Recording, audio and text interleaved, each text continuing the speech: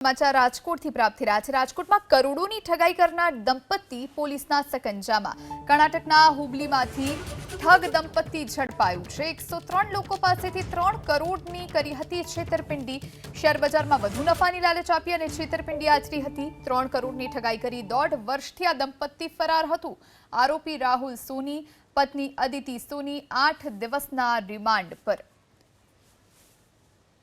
Gandhigram police સ્ટેશનમાં ગયા વર્ષે 2023માં જીપીઆઈડી તેમજ આઈપીસી મુજબનો એક ગુનો દાખલ થયેલો હતો, જેમાં આના આરોપીઓ છે રાહુલ સોની અને તેના પત્ની અદિતિ સોની। આ બંનેએ એન્જલ વન નામની એક કંપની શરૂ કરી અને ઘણા લોકોને એવી લાલચ આપી કે તમને દર મહિને આમાં 22% જેટલું રિટર્ન મળશે।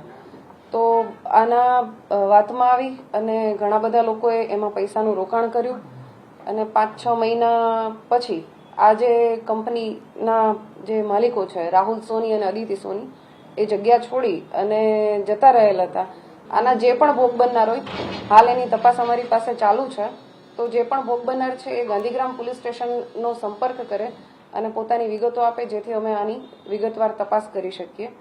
આ બંને આરોપીઓ છે એ હાલ અમારી કસ્ટડીમાં છે। એમને અટક કરી અને એમના રિમાન્ડ માંગવામાં આવેલા હતા અને નામદાર કોર્ટ દ્વારા એમના 8 દિવસના રિમાન્ડ પણ મંજૂર કરવામાં આવેલા છે અને વિગતવારની તપાસ હવે જે આરોપીઓ છે એમની પૂછપરછ સાથે વિગતવારની તપાસ ચાલુ છે।